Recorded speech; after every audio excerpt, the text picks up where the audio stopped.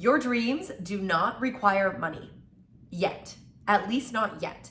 And this is something I actually got a few like nasty comments on a video one time when I was talking about if you want to start a business, like you have to, the first step is action.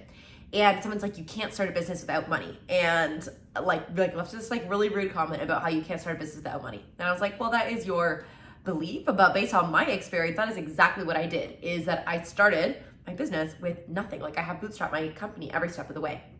And in the process of bootstrapping, you're constantly resource constrained. And I have had to redefine my definition of resources to not feel resource deprived all the time. So today we're going to talk about, we're going to go back to this business model equation. I'm actually really excited. There's kind of 3 topics we're going to cover. So if you were here last time, this is like business model basics, price. This actually should be changed to revenue times capacity equals the money side of the equation. So what we're really going to look at is, 1, how your dreams don't start with money. The money's actually the last step in the equation, okay? 2, we're going to talk about what are resources. And 3, we're going to talk about how to have an abundance mindset around the resources that you already have so that, we're going to circle it back, you can make your dreams your reality, okay? It's really cool. I'm so stoked. Stay with me. This is going to be totally game changing if you are trying to make a change in your life, specifically if it comes to some kind of actionable goal, like starting a business, starting a social media page, something that you think you have this belief that money is stopping you, okay? And I'm not saying money is not a very real, tangible thing that can be a barrier, but we want to work our mindset so that money is not the most important factor, because so much of the time we rationalize with money, but what it comes down to is not the money itself, it's the emotions and the mindset behind it, okay? So let's talk in this specific business model here. We're gonna rewrite it out. So we have revenue. Also, I lost my good marker, so I have this sticky one today. Times capacity equals money, the money side.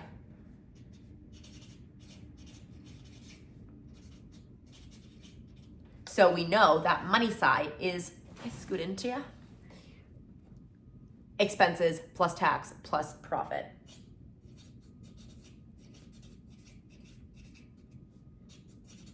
Oh, this marker's awful. I gotta buy a new one today, guys. Okay, so we can see here in this equation, the way it's laid out, this is like a level up on the other lesson, which I was like, so it came to me this morning, like this idea of that your dreams don't start with money. And then I was like, oh my God, we can apply this to the business model. This is gonna be so good. In the way it's laid out, in the fundamental order, we start, actually, this should be capacity times money in equals the money side, but revenue times your capacity. The more that you increase this side increases as well. But this is the last part of the equation, is the balancing of the money side, your expenses, your tax, and your profit. Again, this is not how they teach it in business school, okay? This is not how to read a P&L or a balance sheet or a cash flow statement. This is the way I work on my mindset as an entrepreneur to make the business flow, okay? The money side is the last place. So when we're starting, we wanna look at, there are 3 resources that we're gonna cover today. And these are applicable to business and to life in general.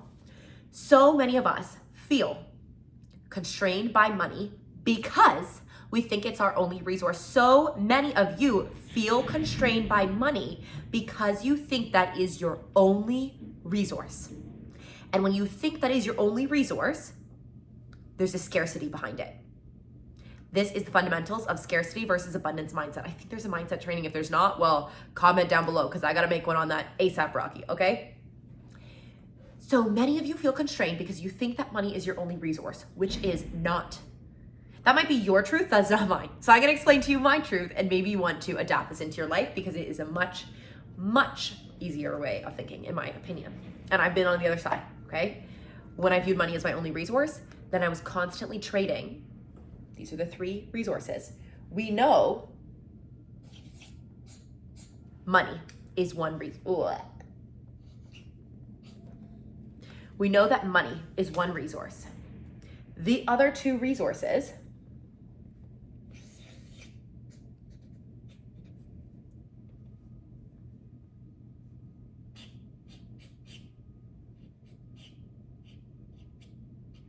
can you guess what they are? Time and energy.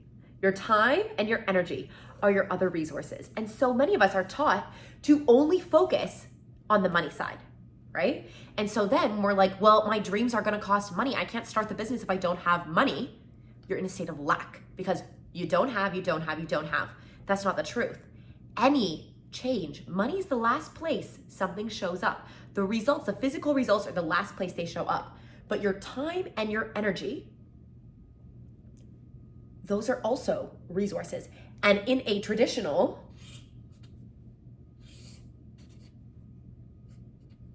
it's a cycle.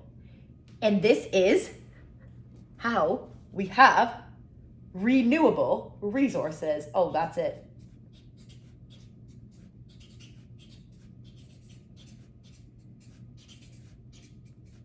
Sometimes it takes halfway through to get the right title, you know? Renewable resources. So, when we are in a state of looking at these resources as a renewable cycle, this creates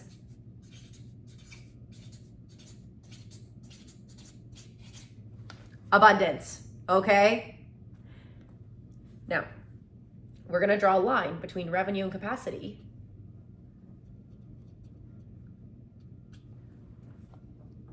As an employee, you trade time and energy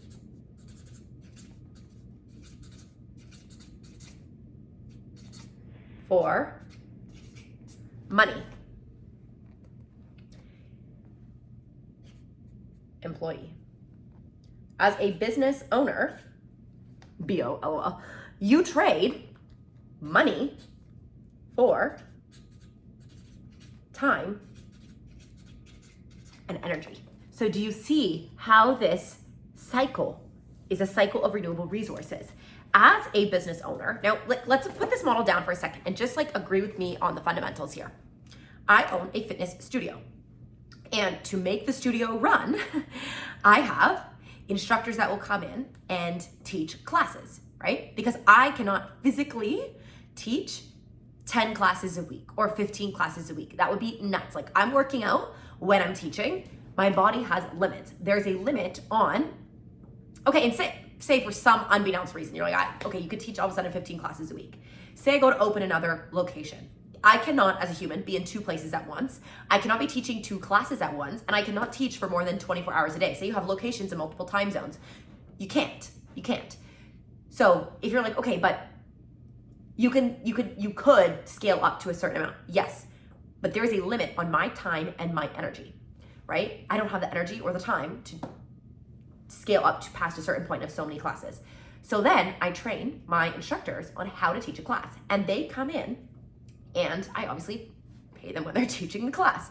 So they are trading their time and their energy for money, right? They're getting paid. It's an exchange.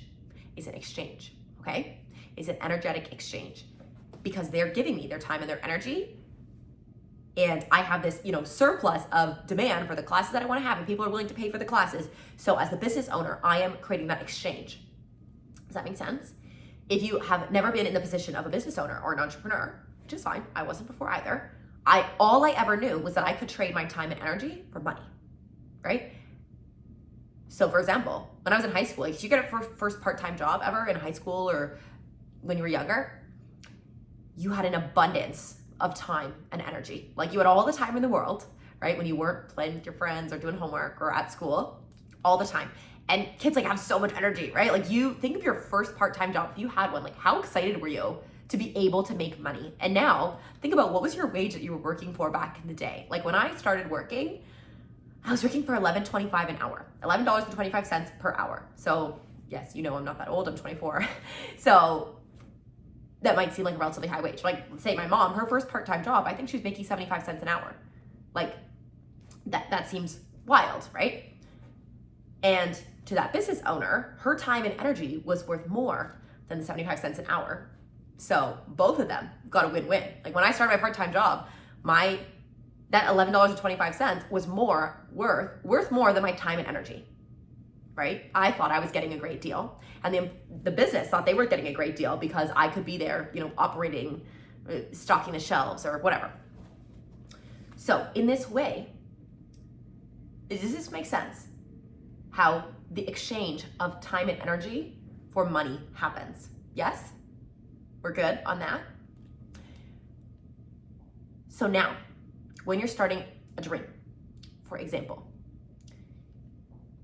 instead of focusing on how you don't have the money to start, I want you to focus on the resources that you do have, which are your time and your energy, because you can trade your time and your energy for a resource of monetary value.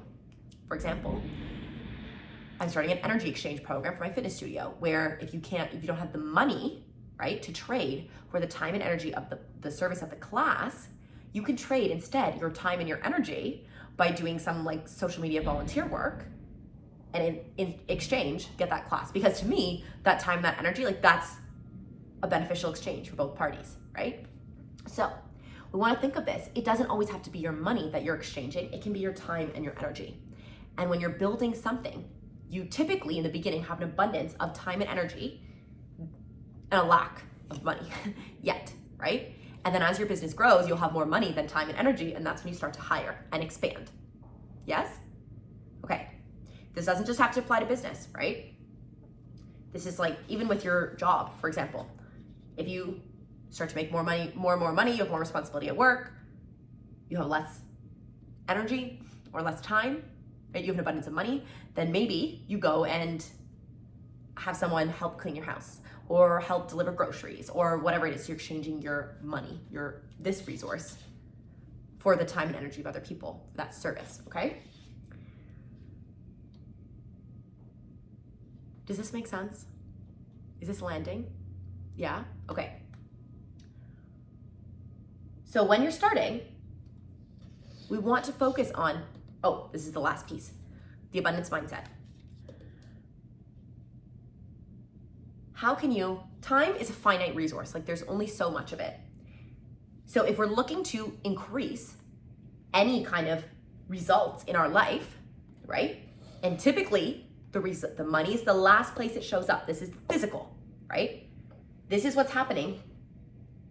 The money, we just know it's a resource, it's a concept. The other resources are time and energy. So exchanging, when I'm building a service, I'm putting out these videos, like the money flow isn't there yet. It's on the other side. We know that in terms of these resources, where can we increase? We cannot increase time. There's only so much time in a day. This is why energy is listed as a separate resource from time. Because what energy allows us to do, this is the concept of the productivity, of working smarter, not harder. We can increase our energy. How do you increase energy? What things give you energy and what things take them away? Exercise, fastest way to increase your energy, right? 2.5 hours a week, minimum. If you're here, like that's the bare minimum. You've got to be moving your body. Yeah? That increases your energy. What else increases your energy? Eating enough food. Notice I said eating enough, right? So many women undereat. Eating as healthy as you can, reasonably healthy most of the time, right? Not strict, not dieting, not going on cleanses, this, restriction, that. Eating reasonably healthy most of the time and enjoying your food, right? What else gives you energy? Time with friends and family, right? That's an energy booster. When you feel fulfilled, you feel happy, you feel safe and secure and loved, how much better are you performing? How much more work are you getting out of your time, right? So if we want to increase your resources, if you increase the energy, you get more out of your time, right? Which then allows more money to flow in. So you can exchange, you can have a greater and greater exchange. Energy is renewable. I want you to think today about all the resources that you have. And the thing is about resources is this is a natural flow to increase our resources. This is not something to feel guilty or ashamed or embarrassed about wanting to have more. Like, that's a fundamental mindset shift. And this is the idea of the abundance, is if you're like, Jessica, I have no time, no money, and no energy, what that signals to me, that is a mindset problem. If you believe you have so little, you have zero time, you have zero money, you have zero energy, and you are lacking in every single area of this equation, of this cycle, of this flow, that signifies that you need to change your mindset, because that might be your truth, but that also cannot be the whole truth. Does that make sense? And this is not in a mean, judging, shaming, blaming way. That's simply a mindset shift. We just need to, if you want to go around saying, I have no money, no energy, and no time, you are digging yourself a hole. You're digging yourself such a hole. What if you started to look for all the ways in which you have surplus, right? Surplus, an abundance of time, an abundance of energy, an abundance of money. Fundamentals of abundance versus scarcity mindset. So if you want to create that change, we look at the renewable resources and we think about how we can create this cycle. Yeah? I feel like that's good for today. Let's leave it there. Let me know in the comments if this landed, and I will see you tomorrow. Bye.